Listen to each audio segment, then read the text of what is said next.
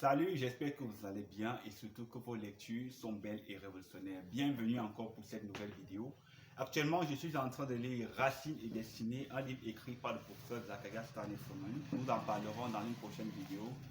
Le deuxième livre que je suis actuellement en train de lire, c'est Fire in His Bone, écrit par, c'est une biographie de Benson Idahosa, écrit par Rutan Gallop. En fait, nous en parlerons dans une prochaine vidéo. En fait, pour faire cette vidéo, j'ai beaucoup réfléchi. Je me suis dit à quoi bon parler des livres qu'on peut lire en janvier quand nous sommes déjà en mars. Mais je me suis dit que bon, peut-être l'année prochaine, ça pourra nous servir en 2023. Et peut-être, il y a certaines personnes qui n'ont pas encore débuté leur année du point de vue livresque. Donc, nous te proposons les livres que tu peux lire pour débuter ton année en fait. Le premier livre en question, malheureusement, je ne l'ai pas parce que quelqu'un l'a emprunté. C'est Aucun échec n'a besoin d'être final. C'est un livre écrit par le professeur Zacharias Stanley-Froman que vous pouvez trouver en version papier, en version e-pub et en version audio. En fait, dans ce livre, le professeur Froman nous montre de manière très brève que c'est vrai que tu peux échouer, c'est vrai que tu es tombé, c'est vrai que tu as connu des échecs, mais tu dois te relever et tu dois continuer, tu dois t'établir de nouveaux objectifs et des buts parce qu'aucun échec n'a besoin d'être final. Le second livre que nous voulons vous présenter, c'est le livre Comment réussir dans la vie chrétienne, qu'on appelle encore Les buts, les établis et les accomplis. Il a été réédité en fait. Dans ce livre, le professeur nous montre que pour réussir dans la vie chrétienne, il faut avoir un but clair et établi.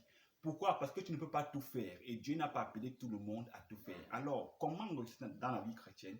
Il faut établir des buts. Et comment établir les buts? Ce livre nous en parle amplement. Donc, tu peux t'inspirer de ce livre pour établir des buts pour ton année 2022. Le troisième livre, quand on a établi des buts, alors il faut travailler dur. Je dis toujours que la compréhension de ce livre, en fait, 45% de ce livre est compris à la première phrase. La première phrase de ce livre dit que il est impossible de travailler dur si tu n'as pas de but. On travaille dur par rapport à un but qu'on s'est établi. Donc, après avoir lu Comment réussir dans la vie chrétienne, tu devrais lire L'art de travailler dur, afin de voir amplement comment travailler dur pour accomplir tes objectifs. Qu'est-ce que le travail dur et comment travailler dur? Le professeur Fong nous en parle dans ce livre.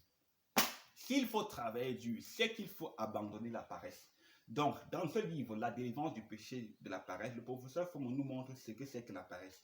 Il nous montre comment est-ce que Dieu a travaillé dur, comment est-ce que le Seigneur Jésus a travaillé très dur et comment est-ce que le Saint-Esprit même travaille très dur. Alors, la paresse, comment est-ce qu'elle se manifeste dans ta vie? Si tu veux connaître, il faut lire ce livre pour connaître les symptômes de la paresse. Et ensuite, comment être délivré de la paresse. Alors, si j'établis des objectifs, si je travaille dur, si je suis délivré de la paresse, pour accomplir mes objectifs, il faut que je sache utiliser mon temps. Dans ce livre, l'utilisation du temps, le professeur Fouman nous montre l'importance critique du temps. Le temps est la chose que Dieu a donnée à tous les êtres humains de la même manière. C'est-à-dire, par exemple, dans ce livre, le professeur Fouman nous montre que Dieu a donné à tout être humain 24 heures par jour. Il n'a pas donné à certains 25 heures et d'autres 23 heures, d'autres 18 heures. Non. La différence entre les êtres humains se situe au niveau de la manière dont chacun utilise son temps. Sais-tu par exemple que si tu dors 8 heures de temps par jour et que tu vis pendant 75 ans, tu auras passé 25 années de ta vie à dormir? Sais-tu par exemple que si tu passes 5 minutes à te laver par jour et que tu vis pendant 75 ans, tu auras passé 6 mois à te laver? Or, si tu passes 30 minutes à te laver par jour et que tu vis pendant 75 ans, tu auras passé 2 ans et demi de ta vie à te laver. Apprendre ton bain en fait. Donc dans ce livre, le professeur nous montre l'importance critique du temps et comment utiliser son temps du point de vue de l'éternité. Le temps est très important. Et la différence entre ceux qui réussissent et ceux qui échouent dépend amplement de la manière dont chacun utilise son temps. De manière très brève, voilà la pile à lire que nous te proposons pour commencer ton année. Nous espérons que cette vidéo t'aura plu. Elle était très brève, je sais. Et nous espérons que tu vas t'inspirer de ces vidéos pour lire les livres qui ont été recommandés. En attendant notre prochaine vidéo, que le Seigneur nous bénisse. Merci.